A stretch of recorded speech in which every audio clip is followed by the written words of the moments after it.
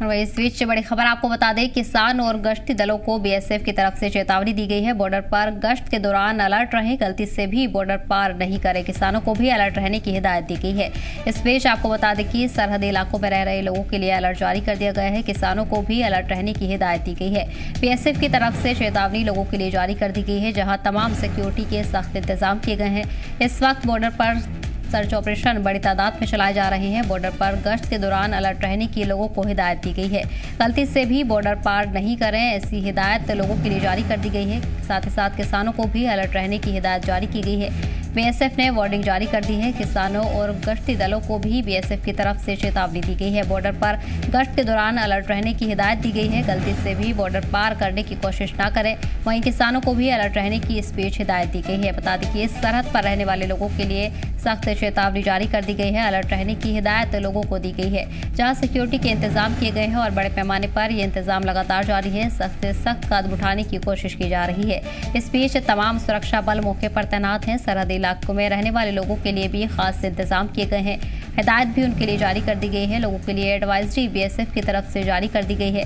किसी को भी बॉर्डर क्रॉस न करने की हिदायत दी गई है। गलती से भी बॉर्डर के पास न जाएं। वहीं किसानों को भी इस बीच अलर्ट रहने की हिदायत दी गई है। किसानों के लिए भी खासा इंतजाम किए गए हैं। साथ ही साथ उन्हें एहतियात बरतने की सलाह दी गई है।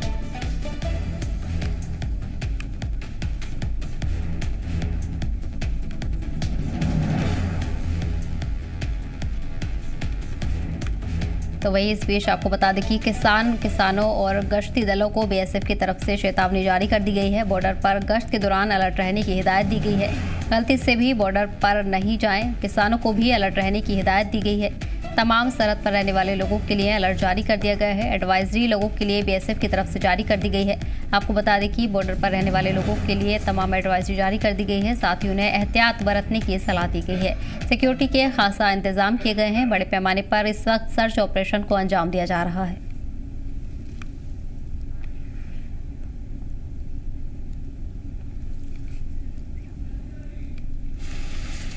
और वहीं इस जानकारी के साथ आमिर हमारे साथ जुड़ गए हैं। आमिर, फिलहाल ज़मीनी स्तर की बात करें तो क्या हालात देखने को मिल रहा है, जहां ये भी बताया जा रहा है कि सरहदी इलाकों से अगर पाकिस्तान की तरफ की बात करें तो वहां से लोग जगहों को खाली कर रहे हैं। पाकिस्तान ने अपनी चौकी को भी खाली कर दिया है, अपने झंडे को भी वहां से हटा दिया है। बिल्कुल सदफ, यहाँ पे इस वक्त मैं एलओसी पर हूँ उड़ी सेक्टर में, जहाँ पे पाकिस्तान का बॉर्डर साफ तौर पे नज़र आ रहा है, पाकिस्तान के गांव।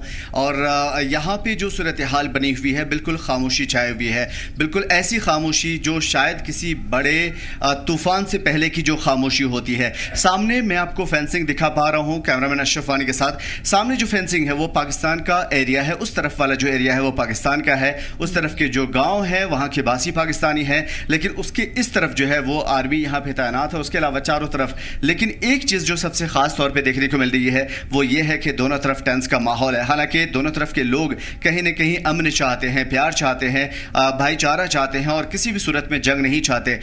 यहाँ की जो सूरत हाल है, गांव के लोग बंकरों को साफ कर चुके हैं, बंकरों को तैयार कर चुके हैं किसी भी सूरत हाल में यहाँ से निकलने के लिए, या फिर अगर हेवी शेलिंग होती है दोनों तरफ से तो यहाँ जहाँ मैं ऊंचाई पे खड़ा हूँ उसके जस्ट नीचे बंकर है और इन बंकरों में लोग पनाह लेने के लिए तैयार हैं। हालांकि बहुत सारे लोग इस इलाके को छोड़ चुके हैं, लेकिन बड़ी तादाद में यहाँ पे अभी भी खास तौर पे लोग मौजूद हैं, आर्मी मौजूद है। और यहाँ के जो लोग हैं कहीं ना कहीं उनके चेहरे से साफ तौर पे झलक रहा है कि वो क्या चाहते हैं, क्योंकि उन्होंने लगातार कई बरसों से जंग देखी है। सामने का जो इलाका है वो पाकिस्तान का इलाका है। सामने अगर आपको छत नजर आ रहा होगा तो पाकिस्तान के गाँव है। बिल्कुल फेंसिंग के उस पार पाकिस्तान के अलग अलग गाँव जो हम आपको दिखा पा रहे हैं तो वो पाकिस्तान के हिस्से में आता है। वहाँ पे पाकिस्तान की अपनी तैयारियां चल रही हैं, लेकिन इस तरफ हिंदुस्तान की अपनी तैयारियां हैं। फेंसिंग के जस्ट पास में हम खड़े हैं और यहाँ पे बिल्कुल मौत की खामोशी छाई हुई है। यहाँ पे बिल्कुल ऐसा सन्नाटा है जैसे किसी बड़े तूफान के आने से पहले का सन्नाटा होता है। और दूसरी तरफ यहाँ पे अगर आप देखिए तो जो सिचुएशंस हो सकती है वो अभी कंट्रोल में है, किसी भी तरह की भयावह सूरत हाल नहीं है। लोग जरूर कहीं ना कहीं उनके चेहरे मुरझाए हुए हैं, कहीं ना कहीं वो दोनों तरफ के लोग कहीं ये नहीं चाहते कि जंग हो या किसी भी तरह का का टेंस का माहौल हो। लेकिन हाँ, इतना ज़रूर है कि यहाँ पे जो सूरत हाल बनी हुई है वो इस बात का इशारा करता है कि जो भी CCS की मीटिंग में फैसला लिया जाएगा, जो भी सिक्योरिटी के हवाले से या दोनों ममालिक की तरफ से जो भी बड़ा कदम उठाया जाएगा, उसका बड़ा असर इन गाँव में पड़ेगा, इन गाँव के रहने वाले मासूम लोगों पर पड़ेगा। ये गाँव बहुत खूबसूरत है, यहाँ की आबो हवा बहुत प्यारी है, यहाँ पे शायद हर एक पल बिताने का हर किसी का जी चाहेगा। लेकिन उसके बावजूद ये बदकिस्मती है कि ये बॉर्डर वाला इलाका है, फेंसिंग वाला इलाका है और उस तरफ के लोग पाकिस्तान के हैं, जहाँ पे कहीं ना कहीं हैवी शेलिंग की कोशिश बार बार की जाती रही है। और यही वजह है कि यहाँ के लोग या तो यहाँ से जा चुके हैं या फिर बंकरों में पनाह लेने के लिए तैयार बैठे हुए हैं। आर्मी का अपना जो उनके जो कार्यक्रम है, अपनी जो तैयारियां हैं वो चल रही हैं अलग,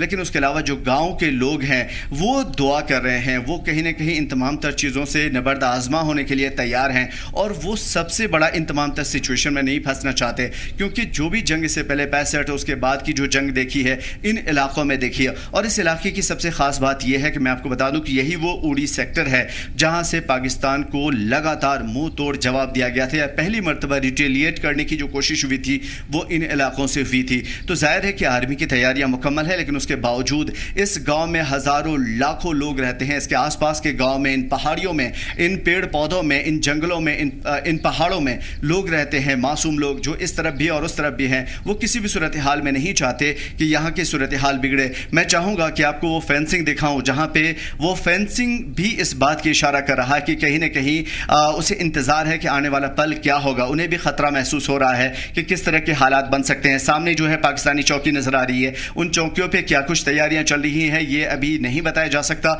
लेकिन इतना ज़रूर है कि दोनों तरफ के हालात बिल्कुल अलग हैं, डिफरेंट हैं। यहाँ के जो सरहदी इलाके हैं वहाँ पे उसे खाली कराया जा रहा है, कोशिश ये की जा रही है कि यहाँ के लोग सेफ रहें। हालांकि यहाँ के लोगों की अपनी तैयारियाँ हैं और ये लोग जो यहाँ के आर्मी उनके लिए पहले से उनके हिफाजती इक़दाम के तौर पे उनके लिए यहाँ पे किया गया है, ख़ास तौर पे बंकर्स वगैरह जहाँ पे बहुत ही बड़े तादाद में अगर वो चाहें तो आराम से रह सकते हैं। लेकिन फिर भी अगर बड़े पैमाने पर किसी भी तरह का नुकसान होता है तो यकीनन ये बंकर भी किस काम का रहेगा बताया नहीं जा सकता। लेकिन हाँ, इतना ज़रूर है कि गाँव के लोग अमन सुकून चाहते हैं, मस्जिदों से दुआएं कराई जा रही है और उसके अलावा लोग दुआ गो हैं कि किसी भी तरह से अमन की सूरत हाल ना बिगड़े, इसी तरीके से अमन वाला माहौल है। क्योंकि अगर दोनों तरफ की सूरत हाल बिगड़ती है और उसका बड़ा असर अगर कहीं देखने को मिलेगा तो इस एरिया में देखने को मिलेगा, क्योंकि यहाँ पे लोग रहते हैं, भारतीय रहते हैं और उन्हें भारतीय होने पर फ़ख्र है। लेकिन इस गाँव के ज़्यादातर लोग यहाँ से जा चुके हैं, कुछ बंकरों में पनाह लेने के लिए तैयार हैं, साफ़ सफाई भी हो चुकी है, बिल्कुल वेल एस्टैब्लिश तरीके से वो कहीं ना कहीं उन तमाम तर चीज़ों में मर्ज होने के लिए तैयार हैं। बस इंतज़ार इस बात का है कि दिल्ली क्या फ़ैसला करता है, क्योंकि दिल्ली में लगातार मीटिंग चल रही है और अगर CCS की मीटिंग या फिर जो भी CCS की मीटिंग के बाद फैसला लिया जाएगा उसका असर यहाँ पे ज़रूर देखने को मिलेगा। सदफ बिल्कुल आमिर, वही अगर भारत की तरफ से सटे सरहदी इलाकों की हम बात करें तो वहाँ पर देखा जा रहा है कि लोगों ने बंकरों की सफाई शुरू कर दी है और वहाँ पर मुकम्मल तौर पर रहने के लिए वो तैयार है। उनकी तरफ से ये भी कहा गया है कि फौज को उनका पूरा समर्थन है और फौज पर पूरी तरीके से भरोसा उनका बना हुआ है, इसलिए वो वहीं पर डटे रहेंगे। क्या माहौल लोगों के बीच देखा जा रहा है?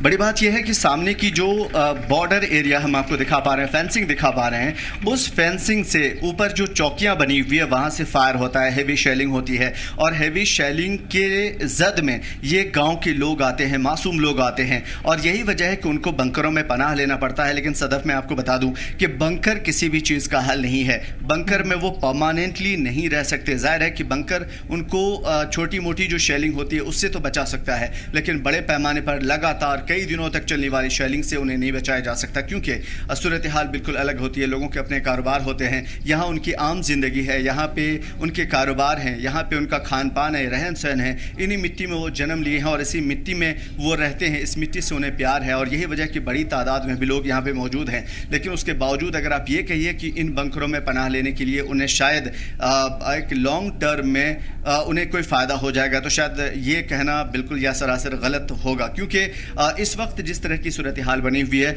उसे साफ तौर पे ये जाहिर है कि कहीं ना कहीं उनको बड़े पैमाने पर यहाँ पे पनाह तो नहीं मिल पाएगी। लेकिन हाँ, हेवी शेलिंग अगर होती है लगभग कुछ घंटे, तो इस तरह की सूरत हाल से बचा जा सकता है। लेकिन अगर कई दिनों तक सूरत हाल यूं ही बरकरार रही तो लोग बर्बाद हो जाएंगे, कारोबार बर्बाद हो जाएगा, उनकी ज़िंदगी बर्बाद हो जाएगी, सोशल लाइफ बर्बाद हो जाएगी। और इन्हीं चीज़ों का डर है कि वो कहीं ना कहीं अब उनके जो चेहरे हैं वो मुरझाए हुए हैं, वो साफ तौर पे किसी से बात नहीं करते, लेकिन उनकी खामोशी में एक पैगाम है, एक मैसेज है, और वो दुनिया को बताना चाहते हैं कि वो जंग नहीं चाहते, वो किसी भी सूरत हाल को ख़राब नहीं करना चाहते।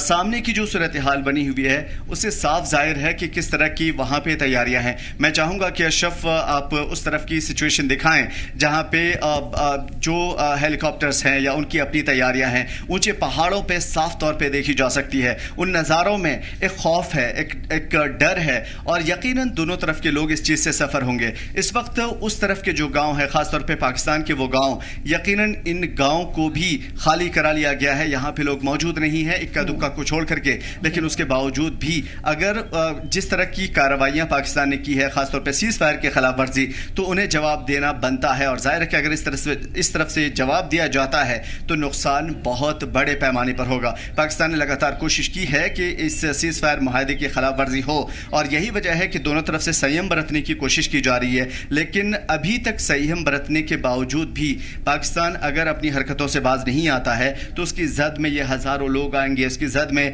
यहाँ के मासूम लोग आएंगे, उनकी ज़िंदगी आएगी, उनका सोशल लाइफ आएगा। क्योंकि इन पहाड़ों में ज़िंदगी बहुत मुश्किल है सदफ, इन पहाड़ों में रहना, खान पान करना, इवन उनको पानी के लिए भी काफ़ी नीचे तराई पे जाना पड़ता है। हज़ारों फीट की बुलंदी पे यहाँ पे खड़ा हूँ और मुझे नहीं मालूम कि यहाँ पे आम जिंदगी में लोग, औरतें किस तरीके से नीचे उतरती हैं, वहाँ पे पानी लेती हैं, या फिर वहाँ से ऊपर कैसे आ पाती हैं। यहाँ से जब लोग हॉस्पिटल जाते हैं, आसपास कोई हॉस्पिटल नहीं है, अगर वो हॉस्पिटल जाते हैं तो उनका इलाज बहुत मुश्किल से हो पाता है, और ख़ास तौर पे ये पूरा इलाका बर्फबारी से ढका हुआ रहता है। तो अगर यहाँ से ऐसी सूरत हाल उनके लिए बनती है तो फिर उनकी ज़िंदगी सबसे ज़्यादा ख़तरनाक बन जाती है, क्योंकि यहाँ से कई किलोमीटर दूर अपने कंधों पर लिए हुए लोग हॉस्पिटल पहुँचते हैं। अगर उन्हें इसके अलावा कोई दूसरी लाइफ या किसी और से जुड़ना हो, ख़ास तौर पे उनको इस जगह से बाहर निकलना हो, तो उन्हें सिर्फ 5 किलोमीटर दूर जाने के लिए कम से कम 50 किलोमीटर का सफ़र तय करना पड़ता है। अगर आप मेरे बातों का मतलब समझ पा रही हैं तो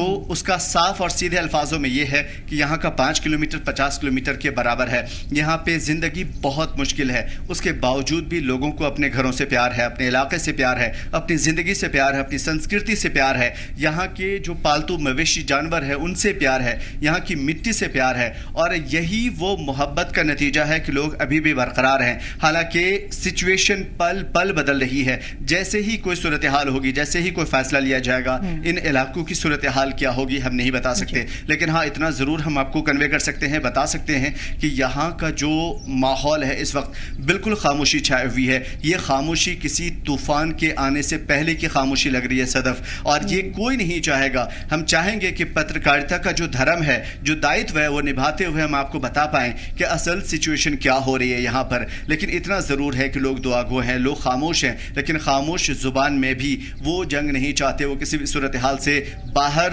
इस सूरत हाल से बाहर नहीं निकलना चाहते। वो नहीं चाहते कि यहाँ का माहौल ख़राब हो। इस तरफ का जो इलाका है, ख़ासतौर पर शब्द दिखाने की कोशिश करिएगा कि ये जो गाँव है ये पूरा हिंदुस्तान के इलाके में आता है, हिंदुस्तान के गाँव है, और इन गाँव के लोग भी आपको आधे से ज़्यादा नज़र नहीं आएंगे। ये पूरे मकानात जो पहाड़ों के बीच में, इन खूबसूरत हरियाली के बीच में, इन पेड़ पौधों में, इन पहाड़ों में उनके जो घर हैं, उनका जो पूरा कारोबार है, उनकी जो ज़िंदगी है, वो कहीं ना कहीं इस खौफ और डर के माहौल में यकीनन मुतासिर हो रही है। तो इस बीच में अगर उनकी सोशल लाइफ मुतासिर होती है, उनकी पर्सनल लाइफ मुतासिर होती है, और आने वाले कल को किसने देखा क्या कुछ होता है आने वाले दिन में, तो यकीनन इनकी सबसे ज़्यादा तबाही और बर्बादी होगी। और अगर इस तरह के हालात जो अभी फ़िलहाल हैं ये बदल जाते हैं तो यकीनन आने वाला कल यहाँ के लिए और भी भयावह हो सकती है। हालांकि हमारे जवानों पर, उनकी बहादुरी पर, उनकी ताकत पर, उनकी हिम्मत पर किसी को शक नहीं है। सब यहाँ के गांव वाले लोग हमेशा सपोर्टिव रहे हैं,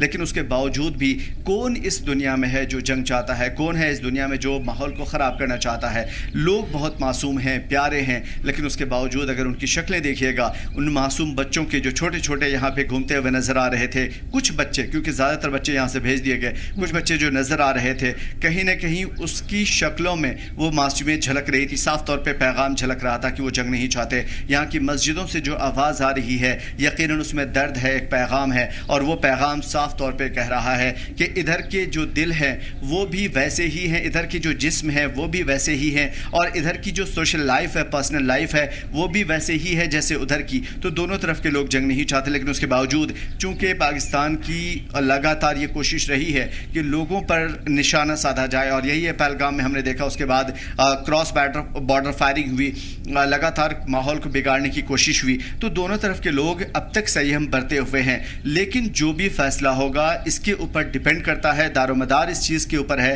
कि आने वाला हाल क्या होगा, क्योंकि अगर हालात बदले तो यकीनन बड़ा नुकसान हम देख सकते हैं। बेशक। ठीक है आबिर, बहुत बहुत शुक्रिया तमाम अहम अपडेट्स पहुंचाने के लिए। और फिलहाल आपको बता दें कि पूरे इलाके में सिक्योरिटी के खासा इंतजाम है, और इस वक्त तमाम बड़ी तादाद में सुरक्षा बल को तैनात किया गया है, जहां बड़े पैमाने पर सर्च ऑपरेशन चलाए जा रहे हैं। फिलहाल इस बुलेटिन में इतना ही। हमें दीजिए इजाजत। एक तरीके से टीवी आता।